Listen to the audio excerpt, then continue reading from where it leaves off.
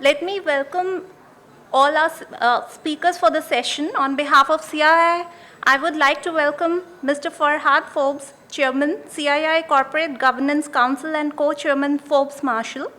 I welcome Ms. Padmaja Chunduru, MD and CEO, National Securities Depository Limited. I welcome Ms. Inderpreet Sawhney, Group General Counsel and Chief Compliance Officer, Infosys. I welcome Mr. Anandorup Ghose, Partner, Deloitte India. I welcome Mr. Sawhney, Partner, R.A.I.S.E. Welcome all of you.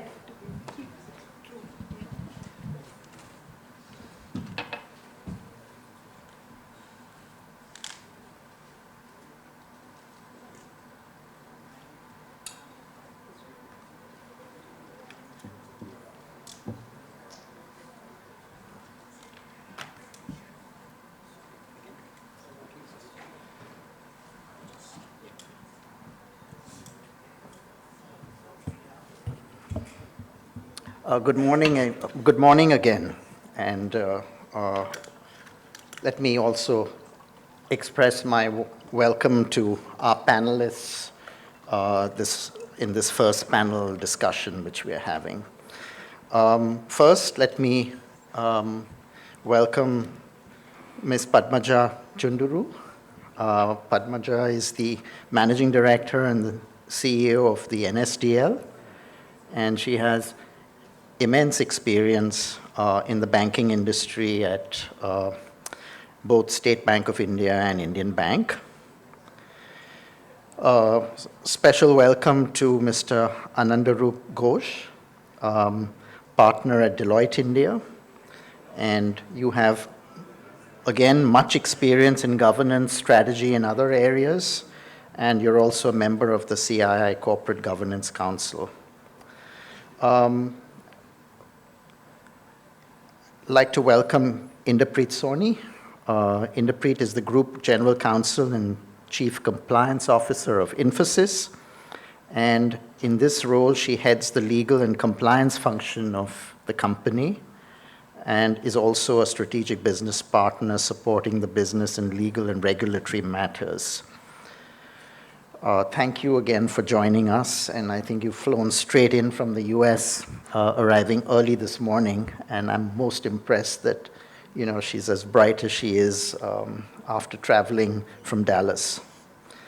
And finally, Sunny Iqbal, he a partner from Egon Zehnder, and he, besides various other roles at Egon Zehnder, he's also specialized and actually created the family business practice at Egon Zehnder at the global level. And it's been a privilege for me to work with Sunny within the family business network for several years as well. And so he will share some of his thoughts and views on governance in family businesses, which we have as one of our topics for the panel as well. So this panel will focus on 4 broad areas. First, the characteristics of a well-governed board, maximizing board effectiveness, where we will have some experience sharing by the panelists in both private and public sector boards, utilizing their experience, the evolving role of independent directors, and then finally, as I mentioned earlier, governance and succession-related issues, succession planning in family-owned business. The board of directors plays a crucial role in corporate governance. Many of you who were here at the inaugural session, we heard what some of the requirements are for boards for good governance, and the motivation for it, the reason for it, was also very aptly highlighted and mentioned, particularly with regard to the element of trust, the importance of building trust and maintaining trust with various stakeholders for the company. I'd just like to just run through a few of the issues that the characteristics really of a well-governed board, which we will then have the panelists actually address in their respective comments which they make. First is participation. The participatory nature of good governance requires that boards and organizations, the organizations that the boards govern, become more equitable, more diverse. And it's important that board members are listened to. There's a sort of cooperative spirit of sharing of their knowledge, but also responding to their questions, their comments. And when we bring together a diverse board, that's really the value of bringing in various skills, talents, abilities, and experiences and perspective. Second, a consensus orientation. It's necessary for the boardroom to have robust discussion, robust debate, and ideally to build consensus such that either you get convinced or you convince. So ideally, that's really a healthy discussion which can happen in the boardroom context. Third, accountability. Accountability is also a crucial characteristic of good governance. Fourth, transparency and reporting. It's good corporate governance today requires that records and processes are transparent, available to shareholders and other stakeholders. And more today, you have reporting not just of financial indicators, but now there's a need now to report on non-financial indicators. We had that in the inaugural session. We heard that from Debashish Mitra. And it's certainly true across the world now, where we have more and more of the ESG reporting which is being required. Fifth, responsiveness. All too often, we get taken up by sudden crises and controversies, and a timely response to the unexpected is very important and crucial. So we need to actually prioritize swift and honest communication with shareholders and stakeholders. Sixth, equity and inclusiveness.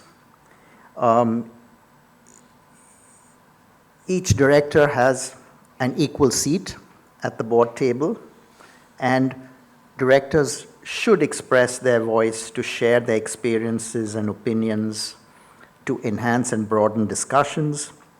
And essentially, the more diverse the board you have, the better it usually is, just as it is true for organizations where when we have more diversity in an organization, you tap the skills of a much larger talent pool.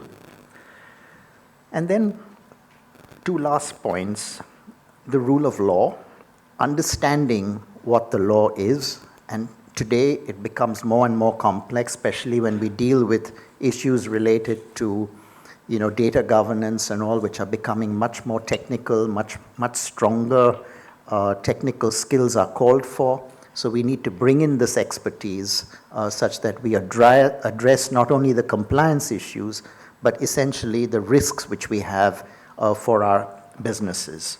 And finally, the obvious one, which is strategic vision, which is actually one of the primary responsibilities of the board of directors.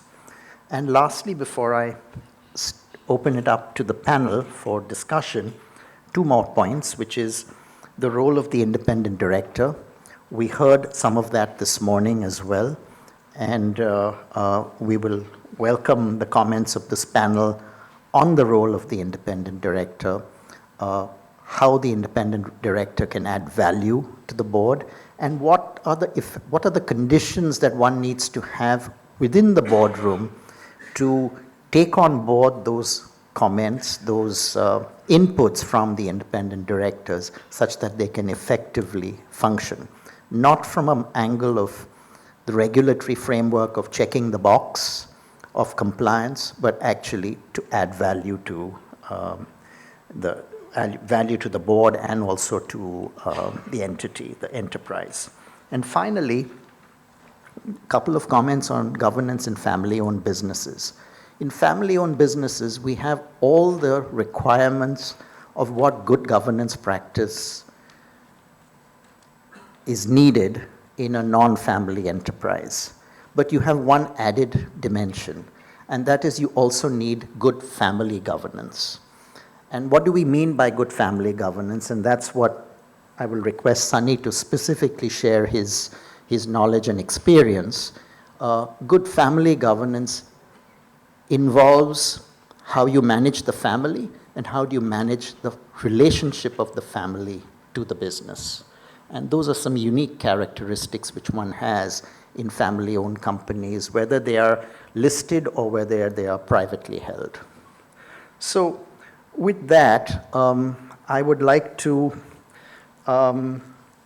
maybe ask our panelists to deal with the 4 issues that we wanted to cover.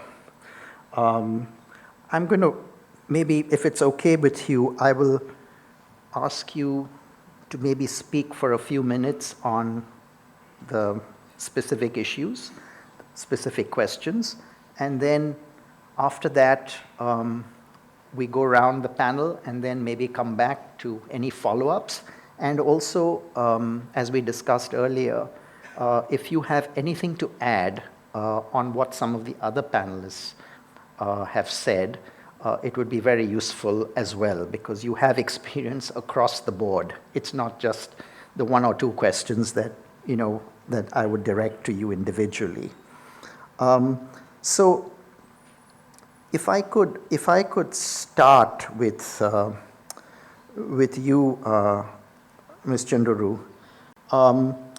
So based on your decades-long experience in various public sector boards, can you comment on any unique characteristics of a well-governed public sector board? Thank you very much. Thanks for this opportunity. You asked about unique characteristics of public sector boards. I think boards everywhere have many challenges, and maybe public sector boards have a tad or more extra. There are challenges around the composition of the board. There are challenges around the culture of the board. There are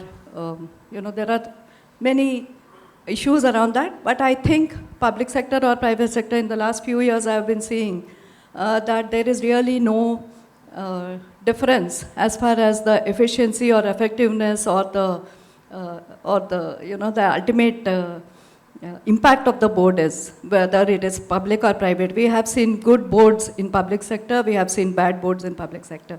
And it is same thing, good companies, bad companies, or some company that may be good under some board, again, it changes. So I think this is effectiveness and efficiency is public-private agnostic, ownership agnostic. This I say when I have been on the boards of many public sector, yes, all public sector except NSDL now. And across various jurisdictions, whether it was in under SEBI, under RBI, under FRB, under FDIC.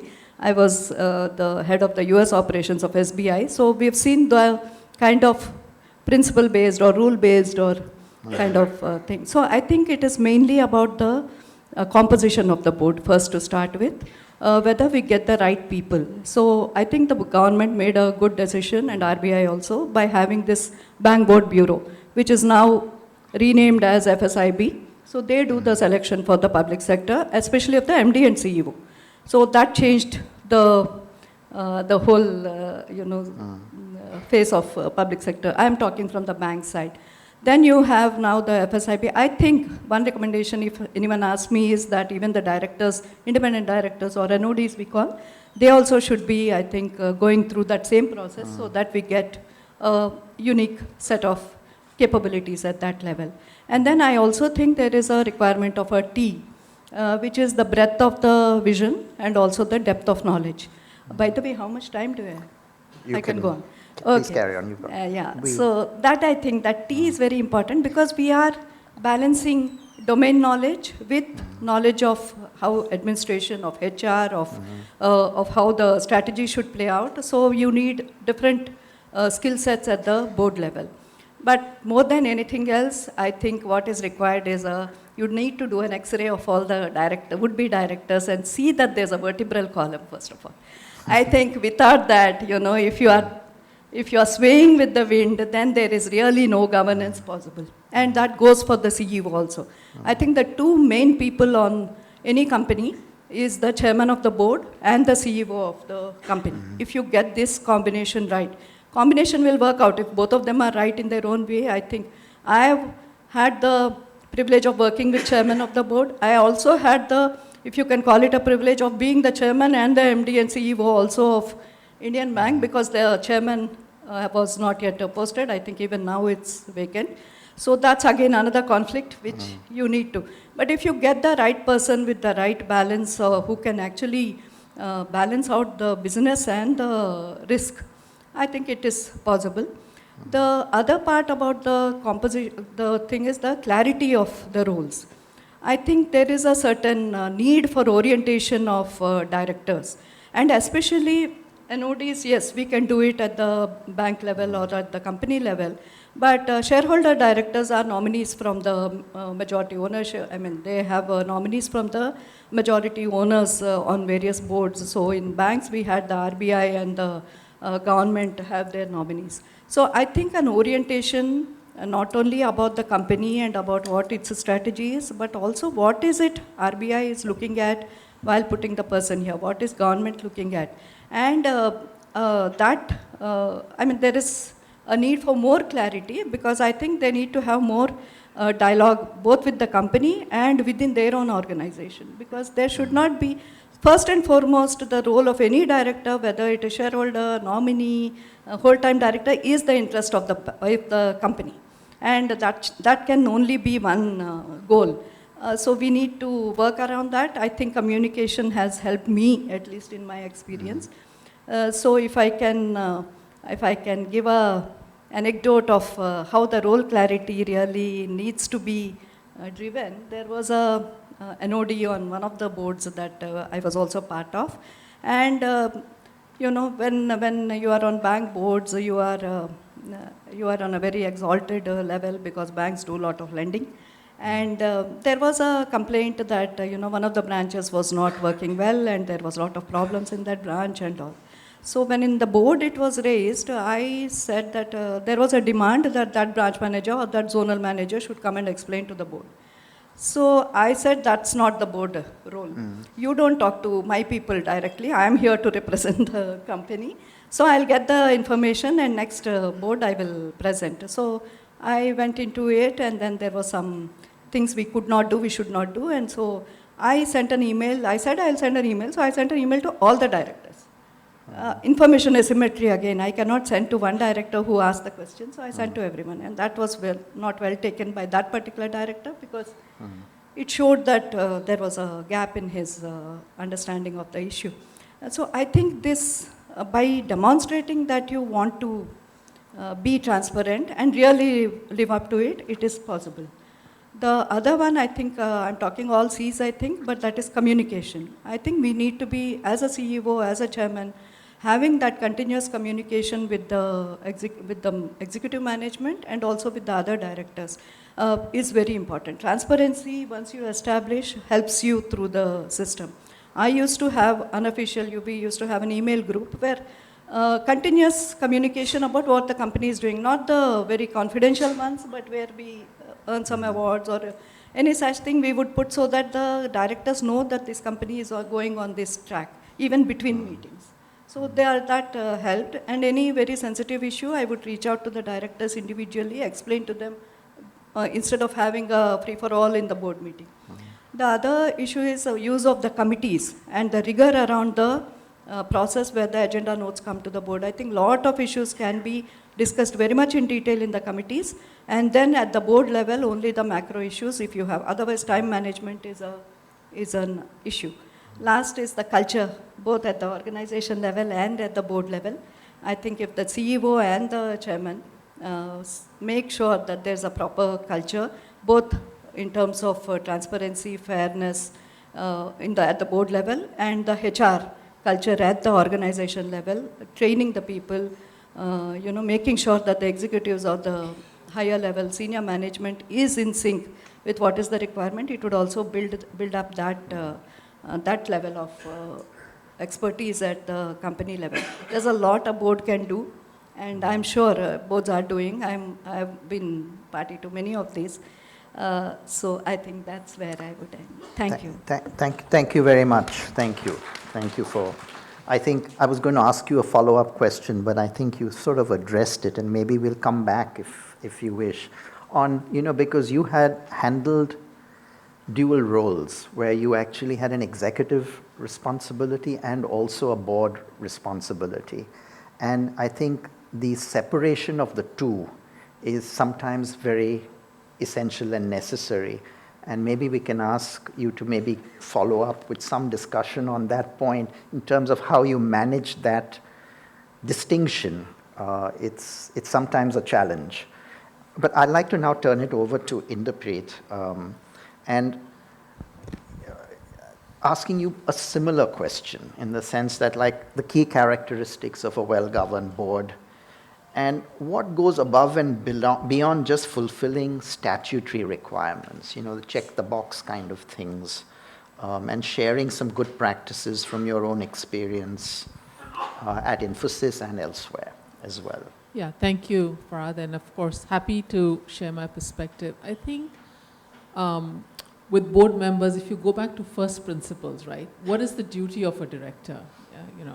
Duty of loyalty, duty of care, duty to act in good faith. Mm-hmm. If you keep that framework in mind and sort of see that as, the lines within which you'll play or the lanes within which you'll swim, you get almost all the answers. Mm-hmm. So what does it mean to have duty of care, duty of loyalty, acting in good faith? Ultimately, you're going to keep the interest of the stakeholders that are relevant, whether it's your employees, your shareholders, other community members, and then take a decision without being biased in an independent fashion, having the material information that you have before you, exercising your best judgment, right? It's a lot of theory, but I think that's where, if you center yourself as you're making that decision as a director, you'll get it right.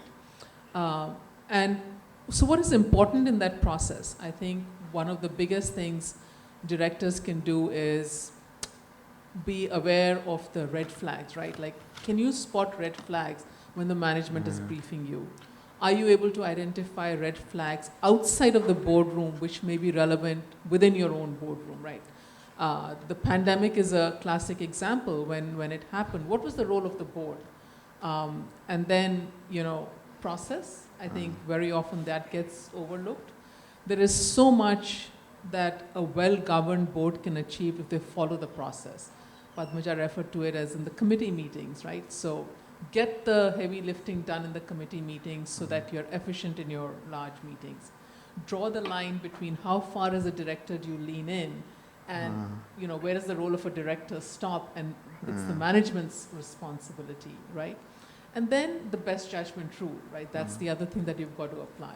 I have seen, I've had the privilege of being in several boardrooms over the last decade or so, and also serve on a boardroom as an independent director on the board of a company called Hillenbrand, which is NYSE listed. It's an industrial company. And, sort of looking at that group and saying that this is where I stop as a board member, and this is where, the management takes over, number one. And the same set of directors, I cannot underscore this enough, is the role of the chair of the board. Mm-hmm. That's, it's like any good leader. The same set of people under a good leader give completely different output. And the tone is set by the chair as to how the board meetings are run, like going back to process. How far are they going back to, and are they asking the right questions? Are they preparing for the threats that are not yet visible? And so you alluded to some of this in terms of how should the makeup of the board be? Do you have enough diversity of skills, right? Do you only have financial experts? Do you have people from the industry? Do you have people from outside the industry? Because the people from the industry may be used to doing things in a particular way. If you have international businesses, do you have geographical diversification, training, background, and all of that matters, and these little pieces of jigsaw puzzles start coming together, and then it hums along well. So that would be my take, right? That keep your duty, your fiduciary duty as a board, front and center. Recognize when there's a potential conflict, apply your best judgment rule, and make sure you have all the right information by asking the right questions, and then you'll do well by your stakeholders. Thanks. Just can I ask a follow-up? You mentioned this point about, at what point does a director have to stop before you start getting into something which has to be handled by management of the entity? And it's the similar thing which Padmaja spoke about as well. Can you share like a typical example of where do you draw the line in such a situation? I think very clearly execution has to be left to the management, number one. Number two, there are instances when the board gives it input, but ultimately, how you execute on that and which path you're going to go down, you need to leave to the management. It is when the directors start leaning in and almost doing the work of an executive, right? I mean, I'm learning this myself. I've been on this board for just a little less than 2 years, and oftentimes, I find myself, okay, this is where I've got to stop. I've asked the questions, I've got the answers. Maybe I would do it differently, but as long as they're not doing it in a way that is inappropriate, you let the management run with it, because ultimately they're responsible for giving you the results, right? So oversight versus execution. And I think it's especially true because many of us come from operating backgrounds. So we may be on a board, but we come from an operating background. And as a result, there's that great temptation to sort of say, this is how you to do something and, get involved with it. And I think drawing that line. And Padmaja, do you want to add anything on that? I mean, sharing your experience on the same point? I completely agree with you that people in operations being on the board, even I myself had that experience. I was on the LIC board. And, I was also the executive head of Indian Bank. So when I was seeing my fingers were itching to go and do the thing and, actually get it done rather than just speak about it, wait for the action point and the ATR. So it's a transition that I think I need to do later on. Thanks. Yeah. And last point on this, and I'm going to ask both Anandorup and Sawhney to also comment on any of this because I'm sure they have perspectives on it. But Inderpreet, is there any difference which you see on internationally and in India? I think a few things. We talked this morning about BRSR asking for non-financial reporting, which is now already in play for the top 1,000 companies. We are seeing some switch happening in the US, right, where while ESG has been on the agenda, it's been more of a voluntary act. Led by Vanguard, BlackRock, etc. But now the SEC is getting into the game, right? They want climate disclosure. And when they put the rules out, the number of comment letters that they've got is going to sort of result in them almost reevaluating what that's going to look like, right? So that's, I think, one big distinction that companies face. Second, I think what is somewhat unique to India is our CSR regime. It is really unusual. Companies, at least in the US, are not mandated to spend their dollars. Many do it depending on how they're responding to their stakeholders. So I think it's issues like that. The other thing I would say is that the proxy advisory or the advisory firms are really, really driving some of the agendas in the Western world. that industry is just about burgeoning, and we've seen some of those practices come here as well. I think when you compare the US and India, both based in common law jurisdictions, right, similar kind of responsibilities on the board, making sure that you're, again, as a director, discharging your duties by providing strategic guidance. And some of the distinction lies in the way we approach things. I think the Indian regime is perhaps a little more prescriptive, if I may use the word, whereas the US regime is more based on the principle and in the way they address things. Thank you. Thank you. Those were very good comments. Do you want to add anything? I just wanted to add one thing to the difference between US, or rather the West and India perhaps, is I find this interesting that till about a decade and a half ago, we were allowed to reward board members with stock options. And then that got taken away. And instead, you basically said, we will reward you for input metrics. So we will reward you for how many meetings you're doing, how many hours you're spending, how much you're traveling, etc. The more of what you're doing vis-a-vis what outcomes you're generating. I don't know if it's the right thing or the wrong thing, because I think that it's subjective, but I think that that's an interesting difference that we have in India. And I'm not entirely sure if there is a very strict logic to why that difference exists. Because in the West, I don't think it's necessarily been detrimental to the organization to have board members be given stock-based compensation and so on. And in some ways, it's logical because you're working for the company to do well over a 3 to 4 year time frame. But there's a balance which one needs to maintain, presumably, there too, isn't it? Inderpreet, you want to add something? I was just going to comment that, in fact, it's the contrary in the West, right? Board members are required to get or hold a certain percentage of X factor of their board fees in stock, right? 5x of what you get paid in cash. So it's quite the contrary. And I also don't know what the right or wrong answer is.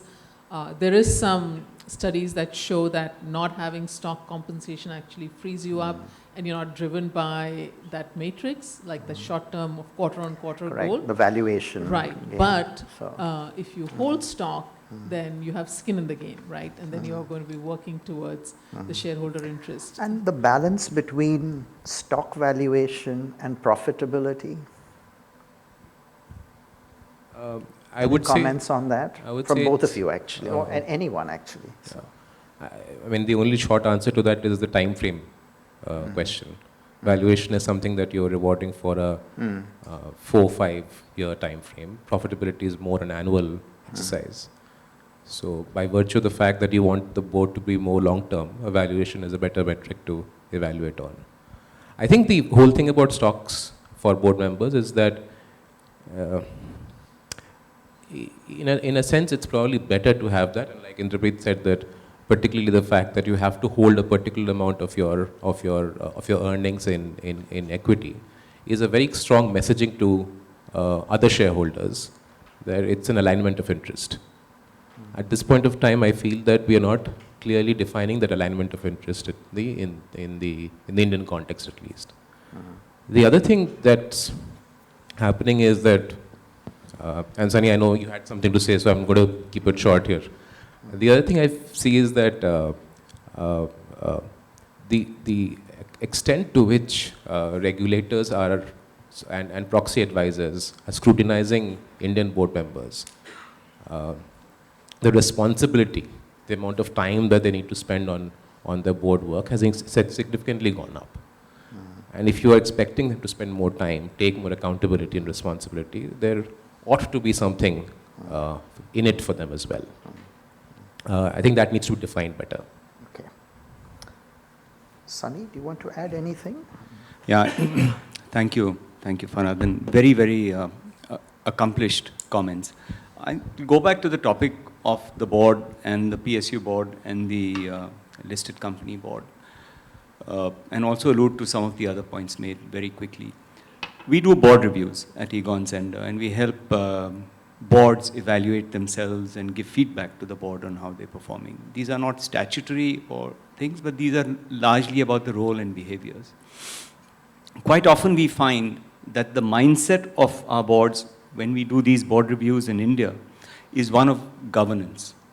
Value creation, growth is rarely discussed. In fact, forward-looking topics are left to the strategy meeting rather than in the board meetings. There's committee stuff that's discussed, and there's not enough time always for board meetings. So while we know that things should be discussed in the committees, it's also good to have little more time and robustness of the main board meeting, because as you induct new directors onto the board needs to have a common and uniform language of what is the culture and the environment of that company.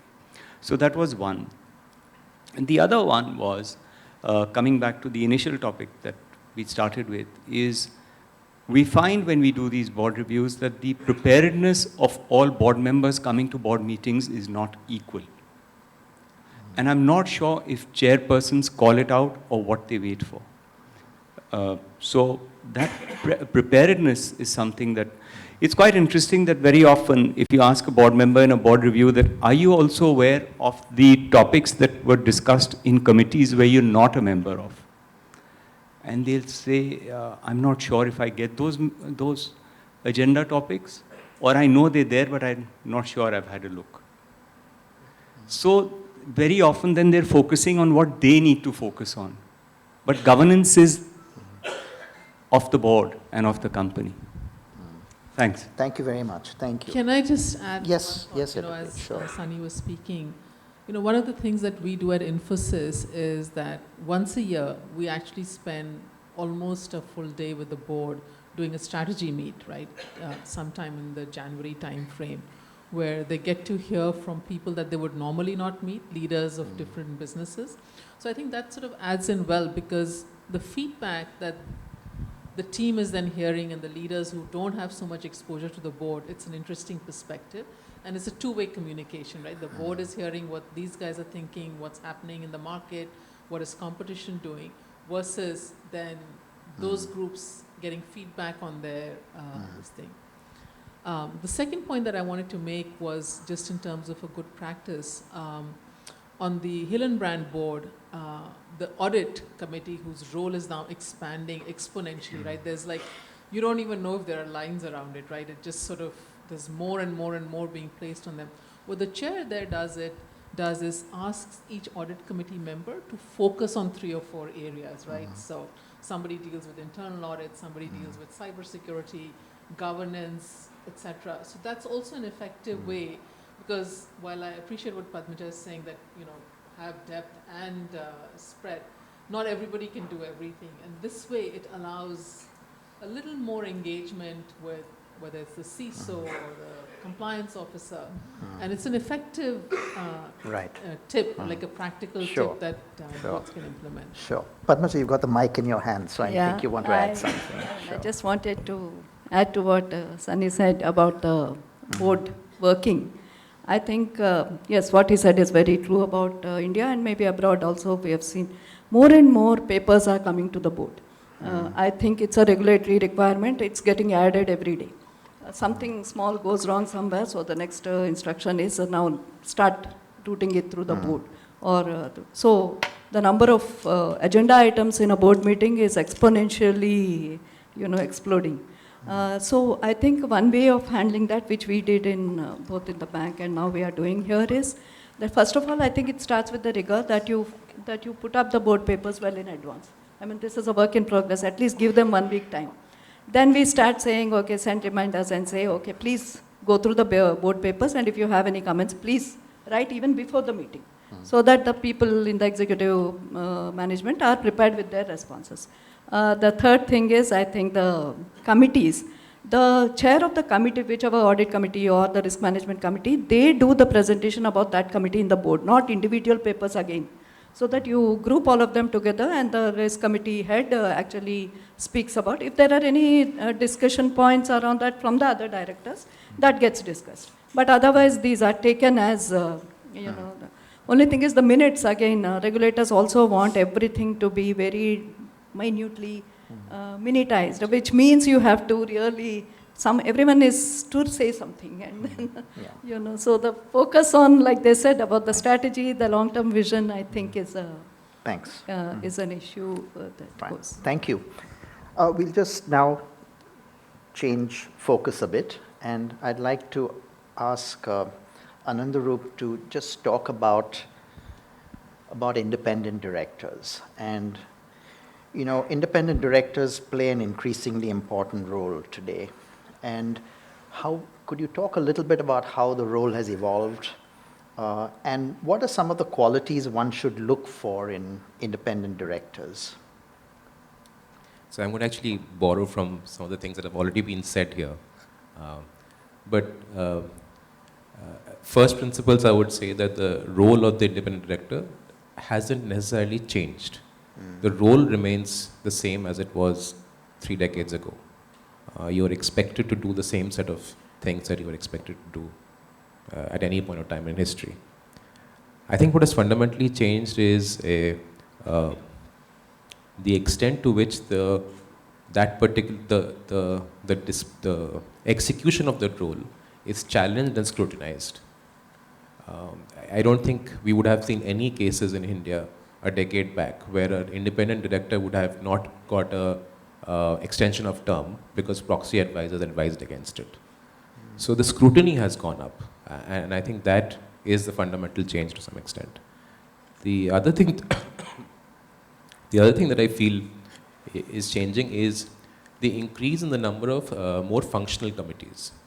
So earlier you would typically have an audit committee and maybe a shareholder relations committee and investor relations committee, and that's about it. Now you have far more functional committees around risk, around nomination, remuneration, around investments, etc., etc. And therefore the functional capability of the board member to be able to efficiently add value in that, I think that's also changed. But the important thing, I don't have an answer to this, frankly. Maybe it's a question to everybody else as well on your behalf. But what I'm not able to distinguish is does a board member need to necessarily come into these committees as a functional expert, or is that the role of an advisor, a consultant, or a manager, vis-a-vis the board member's role as someone who is able to provide, ask the right questions, perhaps. And I think, to come back to your first question, I think that's the fundamental thing that has become more important for board members today, is that in the huge overflow of information that boards are getting, the capability of the board member to ask the right questions, to get to the bottom of the problem, and then seek advice from around the table. It could be external advice, could be from management, etc. Yeah, that's where the difference is. Thanks. In fact, this is very relevant because yesterday we had a meeting of our corporate governance committee, and one of our members mentioned this pertinent point, and particularly for an issue which is such a technical issue like data and cyber, security, etc., where it's just not possible to have that expertise in the board members. But instead, we have the board members ask the right questions. So rather than just taking information, you're actually asking, you're sort of setting the agenda, you're asking the right questions. So I think it relates very much to what you just said.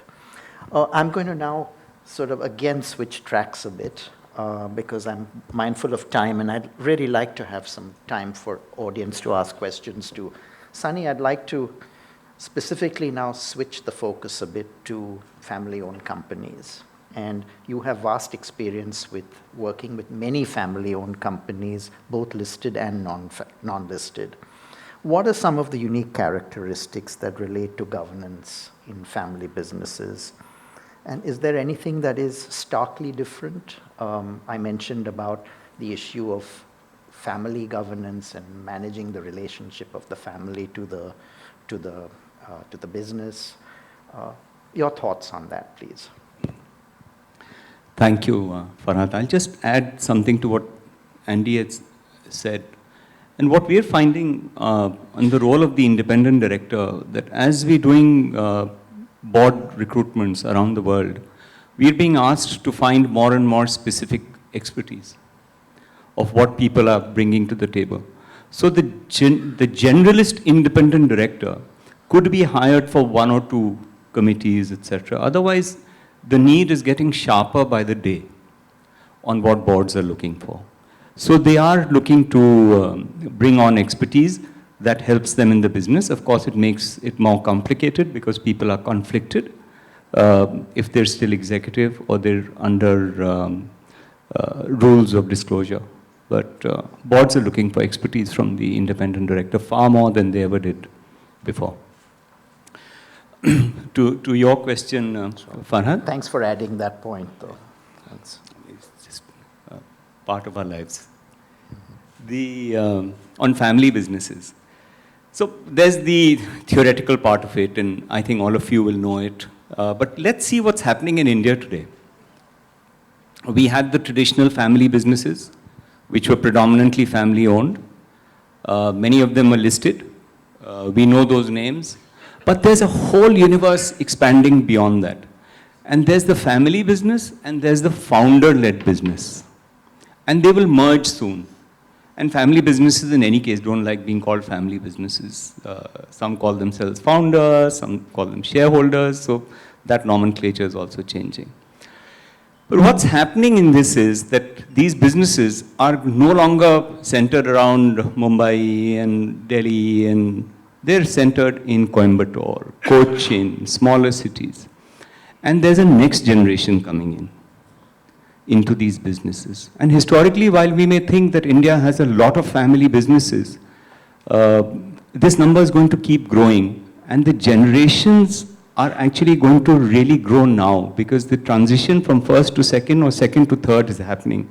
And there are very few companies of note that are older than this. There are, of course, some, but not the proliferation that you're going to see. And they're starting to talk about corporate governance. And what does corporate governance start meaning to the founder or the early stage when this is being done? In the theoretical bit, and what we're talking about, of course, is a set of people who will make great business decisions and who will help the founders make great business decisions. But that's how it starts. And, that's the thought process. But what we find very often, that as families grow, the governance architecture that they're trying to set up can be quite different. Some start looking for an advisor who brings expertise and also helps them gain trust, the topic that we've had this morning.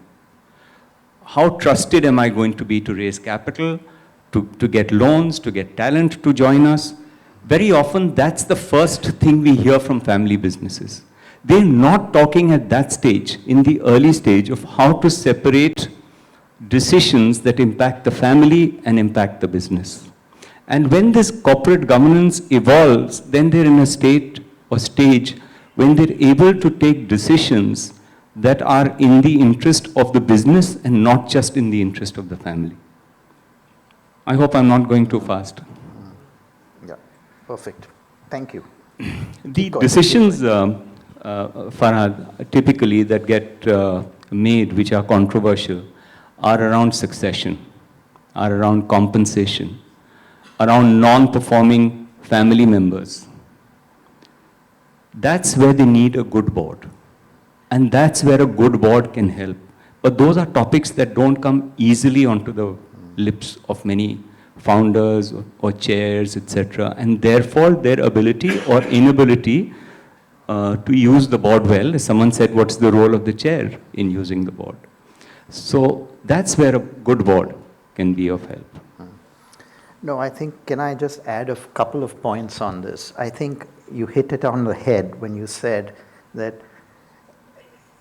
when you transition from founder to next generation, and what are some of those governance issues? It's exactly what you were talking about earlier for, large listed companies. That separation of management with governance.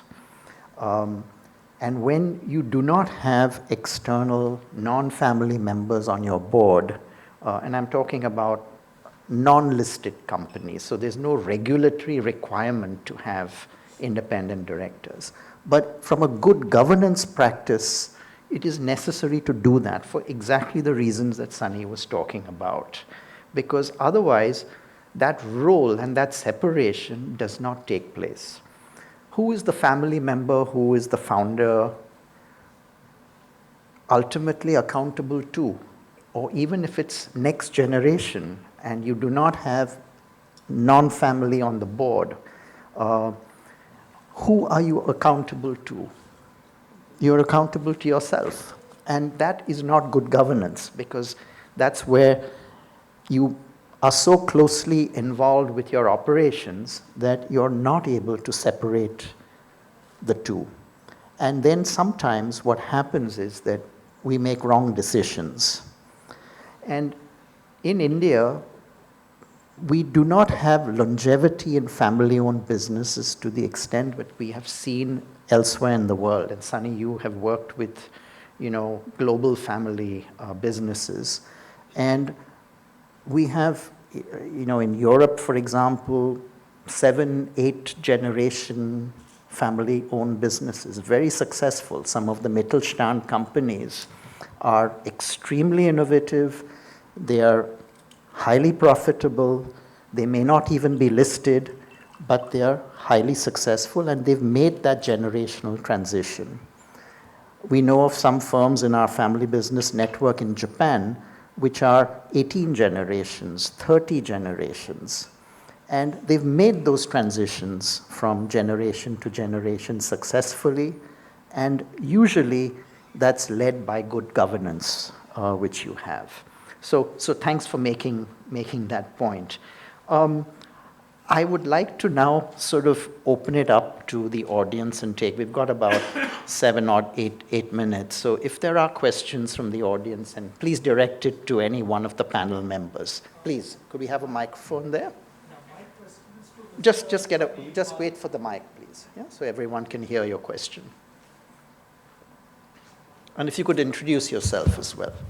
I'm Dr. Wilfred Monteiro, Management Consultant and Independent Director.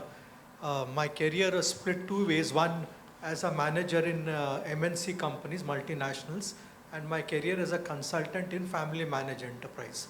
Now, the unique features of family managed enterprises, the founder never retires, he only expires.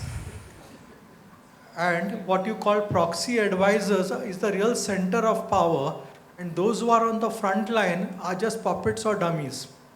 See, this is a stark reality. Now, the importance of a CEO, whether he is part of the family, is all linked to his relationship with the core family members. Also related to that, we said, is the interest of the business versus the interest of the family. This becomes more and more in the 2nd and 3rd generation, where the money from their investments more than the money from their core family business. These kind of, what you call hidden areas, gray areas, perhaps Mr. Iqbal, you could help us to enlighten. Thank you. Not sure I understand your question, but I will turn it back and say that what are the good practices that we've seen in families where they've managed such, in first generation itself. You can think of a telecom company in North India. You can think of some consumer good companies in this very city where they've followed practices of corporate governance and chosen whether to bring people from outside or bring in family members into businesses. I think this will grow over time and it'll evolve, because the next generation that's coming in, one of our colleagues left Egon Zender, and she's the head of family business at Kellogg. And she refers certain students to me who go from India and are writing papers and trying to do things. And many of them belong to families in Bombay, in Ahmedabad, and so on. And believe you or not, doctor, the questions that they're asking on how they can manage and govern, what will their role be when they come back, really allow me to believe that there is a ray of hope on some of these topics. So I think you're absolutely right about the past and the present, but I think in the future, there will be evolution that will be helpful to us and our economy and our country. I've tried to answer it the best that I could. Thank you. Question there, please. Yeah, my name is Vishal Sanghvi. I'm an innovator and economist. My question about what kind of personality or spirit we can develop to qualify to become a governing council member of any, reputation organization. So, for example, technology company like Infosys, when we do innovate, we don't think about for business, but how we can create an economy, such kind of, innovation. So, I want to know about this, how new people can join into any governing council member. So we can also something new way of business practice we can share with the board, so it can appeal to that large economy. Thank you. I'm not sure I understand your question. Are you asking how do you become part of Infosys, or how do you succeed like Infosys? Become governing council member of any reputation organization, either Infosys or any other company, which is related to some technology part. Okay, so you're asking how to become a board member, I guess. Is that Governing council member? Yeah. Yeah, because Okay. it can be also private or whatever. Yeah. So I think my sort of take on it is that if you want to develop those skills, depending on what you're doing, for me personally, I have found that if you become part of professional associations, I don't know your background, but I'm a lawyer, so when I lived in the US, I was very active with the South Asian Bar Association, or if you're a doctor, you could be part of, those kind of groups, if you take on leadership positions, allow you to hone your skills as to how you handle a group of diverse individuals. So that's one way to do it. The another way to do it is to work with voluntary organizations. And third is, of course, reskilling education that's available. And today there's a lot of information that is available from universities, from private corporations. So that's what my suggestion would be. Mm-hmm. Thank you. Yes, there's a question here, please. Basically, Can you just introduce yourself okay, and sir. who you are addressing Yeah. your question to? I am Kanchan Kumar from Trustworthy Advisors Consulting Firm.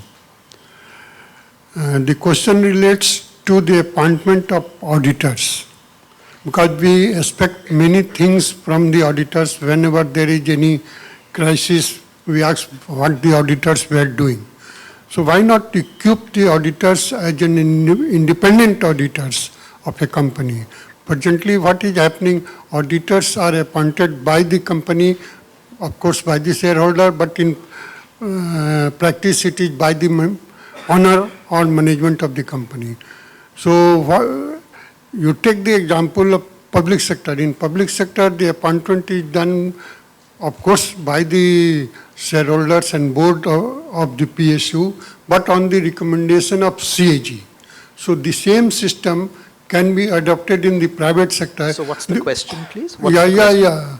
The question is, what is the problem in authorizing institution like Institute of Chartered Accountants, appointing the auditors or recommending the name of the auditors to the company, so that the auditors who is appointed will have more, you can say, independence in auditing the firm.